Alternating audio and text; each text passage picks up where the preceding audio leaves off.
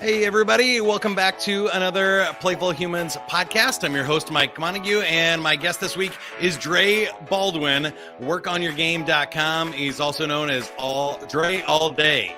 I always get those confused.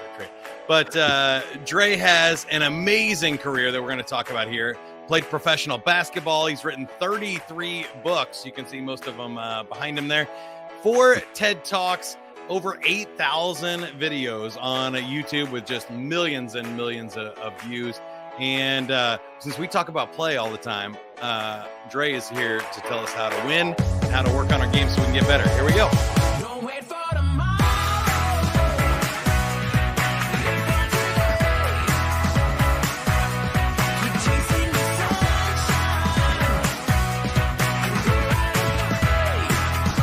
Just the woohoos and then the jokes.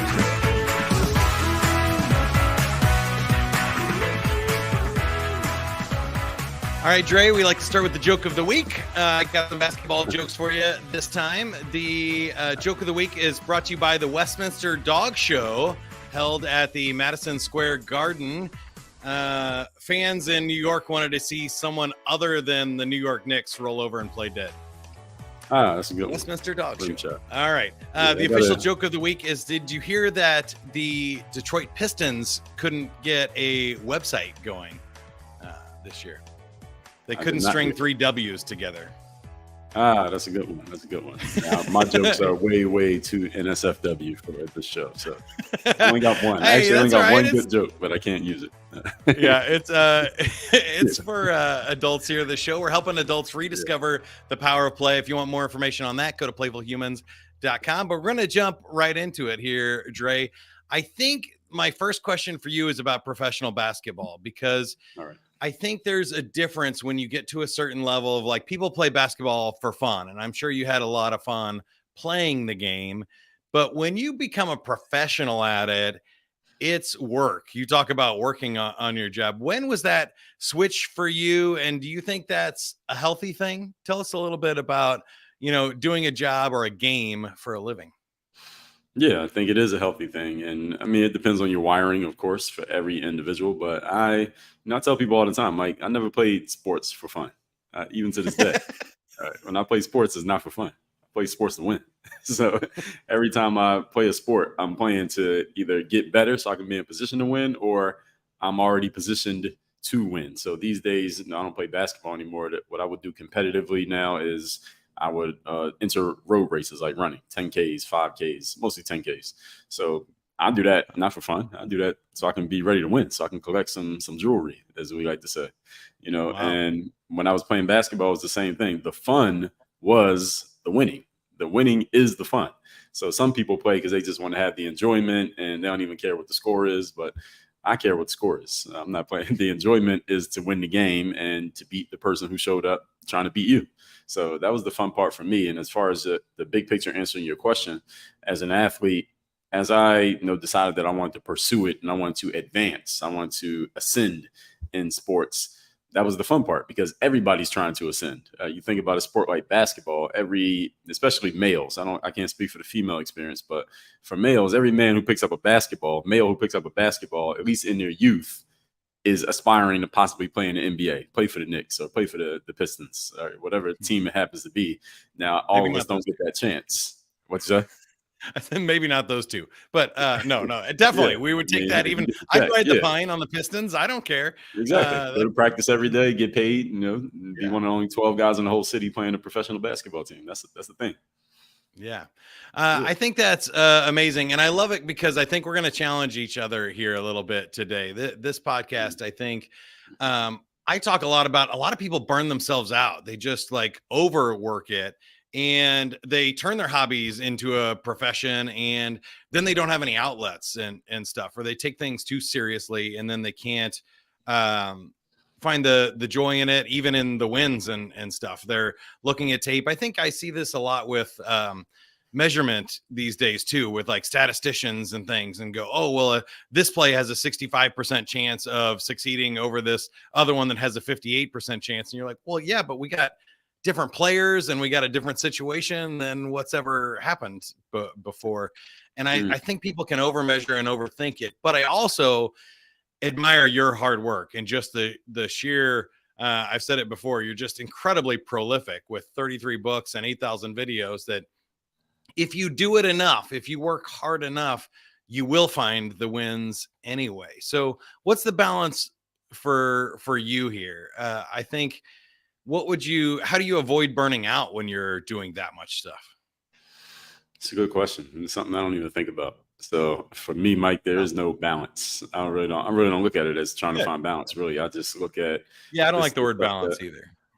yeah, I just look at this is the stuff that that I want to do, and I give myself parameters for where I'm going to get it done. Okay, so my work starts at this time, I'm going to end at this time, but in that time period, I'm going to do whatever it is that I have to do. So that means putting out, if I got to record a couple videos, I'm going to record some episodes, I'm going to appear on Playful Humans, I'm going to go do a speaking gig, I'm going to write a book, I'm going to send some emails out, whatever it happens to be. That's what I'm going to get done in that time, because the fun for me is, I've always been a competitor. So I did what I did in the sports world. And now I'm just trying to take the same stuff that worked in sports and let's translate it over to business. Let's see if I can reach the top 1% in the business world the way I reached the top 1% in the sports world. So I'm just taking the same frameworks and the same principles that worked in sports, that worked for me athletically, and let's see how we can make them work in business. It's a different game, but many of the principles translate over, which is the reason why, one of the things that helped create, relevance for me being an athlete going into the sports world. So I don't try to find balance. I'm just really trying to figure out, how do we win? How do I get to the win? First, you got to define your win, because in sports, the win is defined for you by the scoreboard. But in business, you have to decide what the win is for you, because not everybody's after the same goal. I think that's really great too. And I've had the pleasure of being a fan of your stuff. You've been on a couple of podcasts with me, and I heard you speak this year at the Sandler Summit. And you're an amazing speaker. It was super great. But the lesson that I took away from that, from yours, I love the third day concept and getting through this dip. I think where a lot of people give up, especially when it's doing something fun like playing basketball for a living or even being an artist or a stand-up comedian, is there's this dip in the career that it takes a while to get good and to launch a career. And it takes working through that, in my opinion, in order to be a professional. And same thing with my podcasts and stuff. You don't get to millions of downloads and 600 episodes by quitting when you have a bad show or have a bad day and you don't feel like it. So can you tell us a little bit about this third day concept and why you think maybe people struggle with that dip in energy or enthusiasm and they don't get to the other side of the hard part? Sure. So the third day concept, if we had to give it an analogy for it, is like someone showing up to the gym. They haven't been there in a while. That first day you show up, you're really excited. You got your new workout gear, new personal trainer, new class you signed up for, and the workout kicks your butt because you haven't been there in a while, but you're enthusiastic because you decided to do it. You drag yourself home and you say, hey, I'm doing this. Second day, you got the fatigue from day one. Half of your body is sore and you haven't worked out 2 days in a row in a long time, but it's still pretty new. The situation still has that new car smell, so to speak, Mike. And you get dragged through that second workout. I mean, the trainer's pushing you really hard because they know you haven't been there in a while. So they want you to see how out of shape you actually are. And you get through the workout, drag yourself home. And again, with just a little bit less enthusiasm, however, you say, I'm doing this. And by that third day already, your body and mind start to have a difference of opinion. By that third day, those workout shoes start to feel a little bit heavier. You don't really want to say hi to the front desk person. Your whole body is sore. You're questioning whether or not you ever even want to stick with this, and you consider possibly quitting. Or even if you do show up, you may not want to give your best effort simply because you don't have a lot of gas left in the tank because you are not used to this. And I'm using the gym as an example here because everyone can relate to it, but you can apply this to anything. You can apply it to a podcast. You can apply it to a new job. You can apply it to a relationship. You can apply it to having kids. You can apply it to starting a business. You can apply it to writing a book. That we all have that moment when we start something off. It feels new. We're excited about it. We're invigorated. We're thinking about all the great things that are going to come from it. But then once we get into it, we get to that third day. It doesn't necessarily have to be day 3. It could be any moment in that situation when we realize, okay, this is not going to be one big party. Like the novelty of the situation has kind of worn off here. And now you realize that this is actually a job. There's some real work that I'm going to have to do if I'm going to see this through. And at that moment, you have to decide whether you're going to do that work or you're not going to do that work. And that's really the decision that separates the professionals from the amateurs. It is not so much a skill or a talent or resource thing. It's a philosophy and a decision thing. And the good news about it being a philosophy and a decision is that that's available to everybody. Not everybody has the same skill, talent, and resources, but everybody can make the decision that they're going to show up all the way and give their best effort, even when they least feel like it. So that's what the third day is all about. It's so good. And I think it does apply to everything, because I hate that quote, find what you love and you'll never work another day in your life. Is there's still days where you got to pay the taxes, or, Yeah. the client is giving you trouble, or you just don't Right. feel like it. Right. That's And right. you got to show up and do it anyway. You got to show up and put in the work, because that's how you make enough money to get to do it again, and you get to become a professional. And some days those things turn around. When you get to the gym, you feel better leaving it than you did walking in, and you build the confidence and strength to overcome things and difficult days. And if it was all just W's, fun and games, I think that you develop imposter syndrome, not confidence, because you'd be like, this shouldn't be this easy. Like something bad's going to happen, and doubt and worry starts creeping in. Yeah. So my other question for you, I guess, is you've had the guts to go for these, and it sounds like you might just be wired a little bit different than most people. But what would you tell somebody that's thought about going to do an open mic stand up, or they love making their art but they don't share it with people, and they're worried about making a career out of any of these things, and they don't want to quit their day job, and you seem to have just gone all in and then figured it out on the other side? What advice did you give? Good question, Mike. And I definitely am wired different than most people. And I would say, number one, what really got me leaning towards what I do now was that I just saw the adults around me. They worked normal, quote unquote, day jobs growing up, but they never seemed happy about it. So they talked about it as if it was a necessary evil. So they was like the job, but their whole life was based around the job, right? So every time you seen them, they were either coming from work or getting ready for work, or they couldn't do certain things because they had to go to work the next time. But then it's not like work was this great, enjoyable thing. It wasn't I get to go to work. It was I have to go to work. And then they would complain about work and complain about the situation. And then on top of that, they still didn't have extra resources to kind of do any of the things that they wanted to do.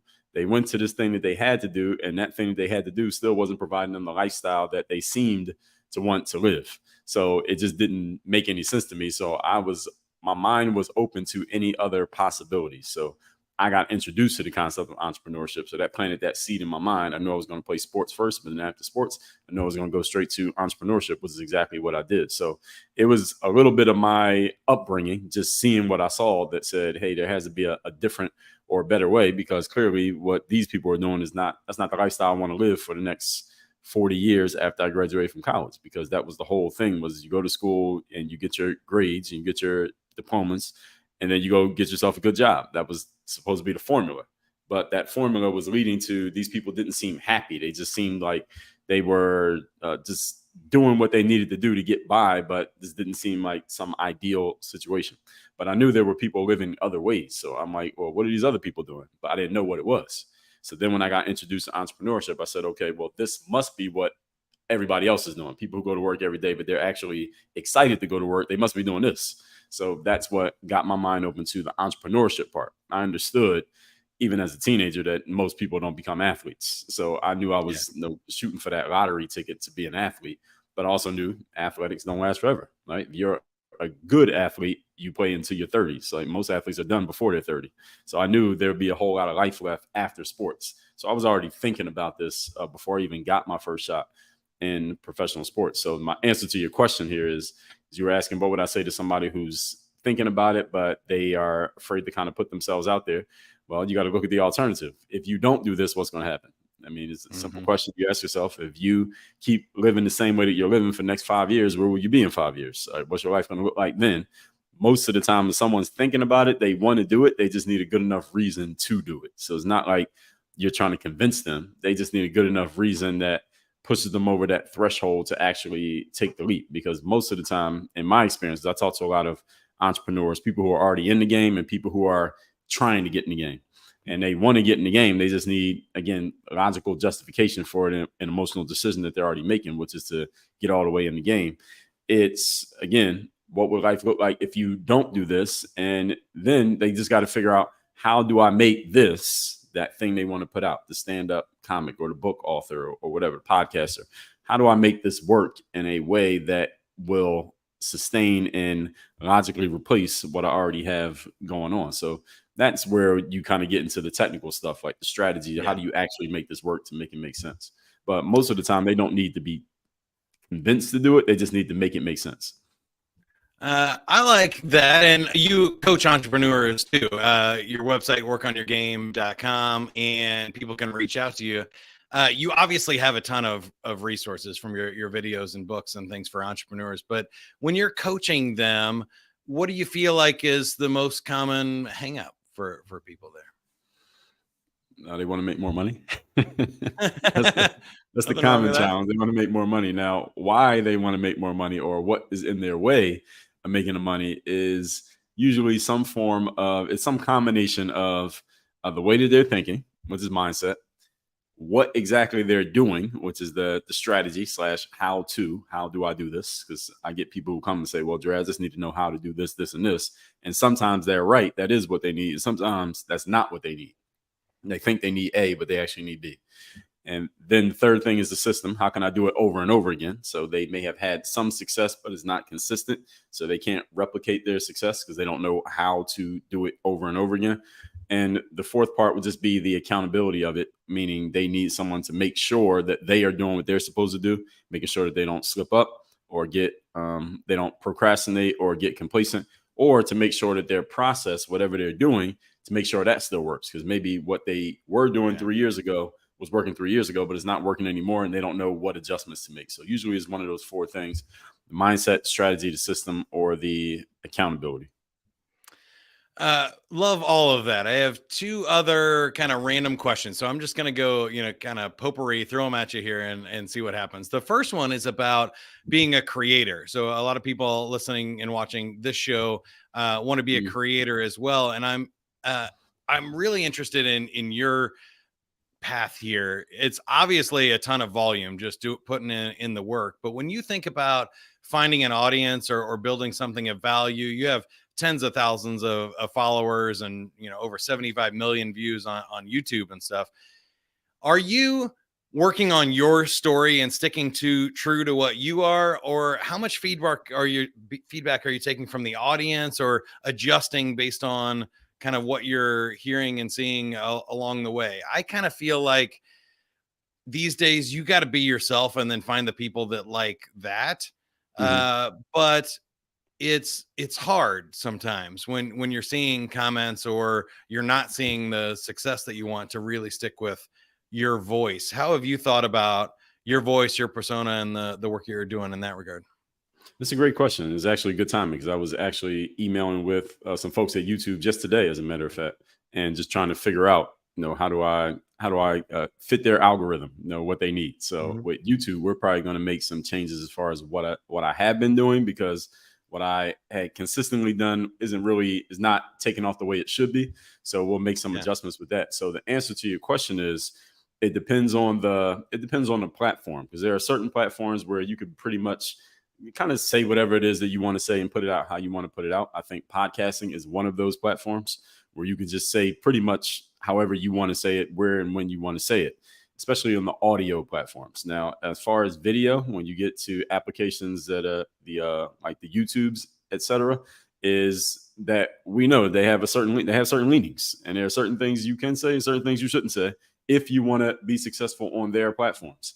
And that's a real thing, even if they deny it. So you have to know who your audience is. You got to know who you're talking to, and you make your adjustments based on the platform. And at the same time, third thing is that over time, audiences evolve, and people have different habits of how they consume material and how they consume material from different people. So for example, if I wanted to just sit and do a talking head video for an hour, that might work for me, but then the next person, they could be saying something similar to me, but their audience doesn't want to hear from them. They want to see that person do dances like they do on TikTok or something like that. So it depends, right? So every person has different stuff. So I'll put something out on YouTube and I'll think is amazing, but it doesn't really get traction. And I'll see somebody else doing a video that's similar style to mine and theirs is getting a lot more traction. Well, maybe because their audience wants to hear them that way, my audience doesn't want to hear me that way. So I got to adjust to what works. And when I was talking with the people at YouTube, that's pretty much, they gave me actually a very thoughtful, detailed response. Now, I'm not saying all of you would get that if you reach out to YouTube. I got a lot of content on there, so maybe that's why they gave me a little bit of, they gave me some actual attention. It was actually a human response. But they were basically telling me, like, Dre, just look at the stuff that is working for you, and you should probably make more stuff like that. That was the long and short of the exchange. So what I need to do is not just focus on doing what I want to do for their platform and just do the stuff that is getting traction there for whatever reason. Because sometimes the things that we want to do might not be the thing that actually works best, right? So we had to make our adjustments sometimes and do the thing that makes the most sense, because like I tell my audience all the time, we're in a performance and a results-based business. So the goal is not to do what personally satisfies you. The goal is to get the result. And if you're in the game to win, then results should be what satisfy you, right? That should be the number one thing. So they can serve each other. You just got to sometimes change your approach and your mindset on it.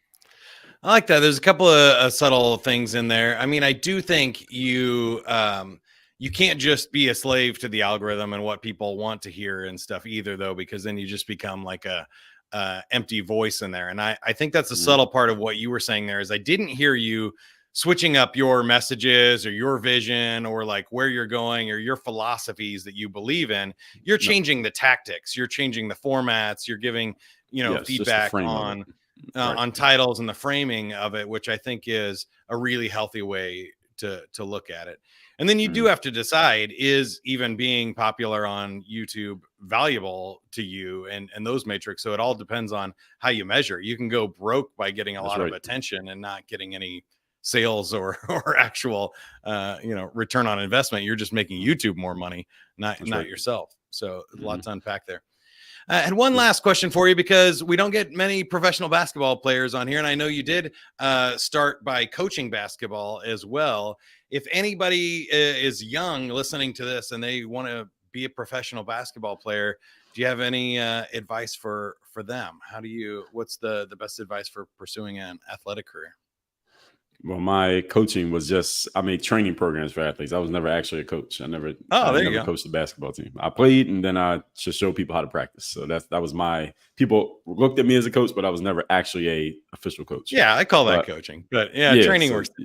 Yeah, people looked at me as one. They're like their YouTube coach through basketball. So what I would tell a player who's trying to play, you said a player who wants to play professionally? Yeah. Like an up and coming player. Well, number one, as I said in the previous answer, this is a performance and a results-based business. Sports is the closest thing to a meritocracy you will get in all of life. So that's the closest to where the best performers actually get rewarded. Nowhere else in life is it going to be as close to the best performers getting rewarded based on their performance. So you have to actually have some game. And when it matters, you have to go out there and you got to perform and you got to produce results. And the good thing about a sport like basketball, as opposed to, let's say, boxing or figure skating, is that there are no judges, just a scoreboard. Scoreboard tells the story. Who won, who lost. Like, you got more points than the other team, the game's over, you won. That's it. So it's not based on anybody's opinion. And if the coach is not giving you playing time or your teammate's not passing you the ball, okay, go to another team and prove that they were wrong. But at some point, you have to prove it. At some point on the court, you got to go out there and prove it. And you have to play against players who are better than you or players who are more advanced than you, and you got to sink or swim. That's pretty much how this game goes. And for basketball specifically, keeping in mind that 1% of 1% get to make it to the professional level. So you are literally trying to win the lottery. So you got to go through, you got to go everywhere, and you got to go out there and you got to perform everywhere that you show up. And if you can play, they will find you. That's the way it works. Still to this day, that's the way it works. And I love too that, and it's something we talk about on this show a lot, there's different ways to make money and be a professional in basketball. So you mentioned you can make training videos, you could be a coach, you could be doing other things. I think players always dream about the NBA, but there's other professional leagues and stuff too. So if you really want to play basketball, it might be that you have to go play in Europe in here, and are you willing to make those sacrifices? But I think we sometimes, especially in these big famous careers, we only see like the Kobe Bryants and the Shaqs and stuff, and we think that's what we want to be, which is a great goal. But you can have a lot of fun playing a lot of basketball and make some money doing other things. Would you agree with that? As far as staying in the basketball realm? Yeah. Yeah. Yeah, absolutely. So you have, of course, you have the NBA, you have Europe, you have pro leagues in Europe, and Europe is not even. Maybe it can be a sacrifice for some people. If, let's say, if you're very close to family, or you really had your sights set on the NBA, and NBA doesn't happen. Maybe you look at it as a sacrifice. But a lot of players playing in Europe, I mean, it's a beautiful experience because you get to travel the world and see places that you otherwise would not have seen, just because of your ability to play basketball. And they pay over there the same way that they pay in the NBA. The NBA is more money, but they still pay you when you're playing over there in Europe. And also you have, nowadays, you don't have the hierarchy. Like when I was growing up, I always looked at it at the hierarchy, and I still respect it, which is you played in the street, then you played recreationally, you played high school, college, professional. And then professional, you have your overseas/G League level, and then you got your NBA level. And that was the ladder that everybody wanted to climb. Nowadays, you have some alternatives where you can be an influencer, for example, and you never have to actually compete against anybody in basketball. You don't have to beat anybody. You could just be funny. You can just be entertaining. You could just be doing the something Professor silly. is amazing on YouTube and all of those things, and just doing really cool stuff, getting to play ball and play with people, have a good time, and make some money at it. That's cool. Right. Yeah. I've never played with or against the Professor, but he does have some actual ability. Now, I don't know how well he would do in the hierarchy level games, because we've never seen him play in something like that, except the N1 games was a little bit different, the street ball stuff. But he can actually play, because he'll get on the court and he'll be playing against some guys that work at Taco Bell and embarrassing them. But it's funny, right? It's entertaining. Yeah, right. Exactly. And that works because these days people pay for entertainment. Right? They pay more for entertainment than they pay for education. So that entertainment angle works if you can make it work. You can combine basketball with being entertaining. There is a lane for that. And he's one of the guys who's mastered that lane. And then you got a lot of people now who are full-time YouTubers based around basketball, and they can call themselves basketball players who make money on the internet. Now, I wouldn't call them professional basketball players. We got to respect the lanes, but they are making money as entertainers through YouTube using basketball, and we got to respect that as well, because I think most people have heard about the Globetrotters and stuff, and the athleticism is not the same. But if you love the game of basketball, that seems like a really great way to experience a whole lot of other people that love the game of basketball, have a lot of fun, and you don't have to worry about as crazy of like injuries and high performance and stress of keeping the career and all of that other stuff in there. It could be a lot of fun, but different philosophies, different things, different ways to make it happen. That's what I love about it. Any other questions I should have asked you, or anything that you wanted to fit in here before we wrap up and play a game? No, I'm looking forward to the game. Let's get to the game. All right, let's do it. I know you want to win so bad, and I got some decently tough basketball questions for you here. So let's play a game. All right, I'll start you out with an easy one. We all know that Wilt Chamberlain scored 100 points. That's the most in a NBA basketball game. Who scored the second most points in a game with 81 points? Kobe Bryant. Kobe Bryant's correct. There you go.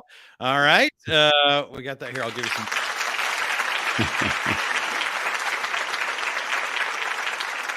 Which college did NBA legend Bill Russell lead to 60 consecutive wins and 2 titles?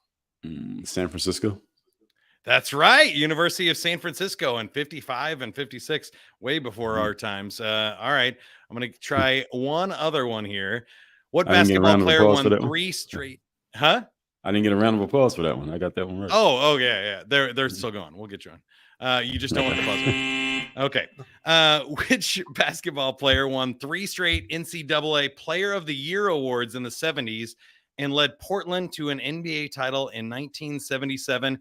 He has also played drums on stage with the Grateful Dead. Bill Walton. Wow, there you go. 3 for 3. You nailed it. That's it. That's all you got. As we knew, you got to work on your game. Dre's all about winning. And that means you win a free 30-second commercial here. Is there anything you can do to help us or anything we can do to help you? Well, to let the audience know that everything that you do, there's a game that you're playing. So you want to, first of all, make sure you're clear on what game you are actually in, because a lot of times people get that confused. Make sure you're clear on what game you're in. Then you go develop your skills so you can create an opportunity for yourself. And you get your opportunity, you got to perform. You perform, you get results, you produce results, you get rewards. And usually when you produce results consistently, you can dictate what rewards you want. In other words, you can name your price. So that's what working on your game is all about. That's awesome. Go check it out at workonyourgame.com. You can also find Dre all day. We mentioned YouTube is a great place to find him, but any of the social media channels. And if you're looking to hire a speaker, I highly recommend Dre. Amazing energy, great presence, and good stuff to help anybody succeed and work on their game, no matter what their game is. If you would like more information on Playful Humans, we have a Playful Humans quiz where you can find out your playful personality type, how you like to best play. You can see how burnt out you are. Are you medium rare? Are you well done? Where on the burnout scale are you? Lots of good stuff there, playfulhumans.com. Keep on chasing the sunshine.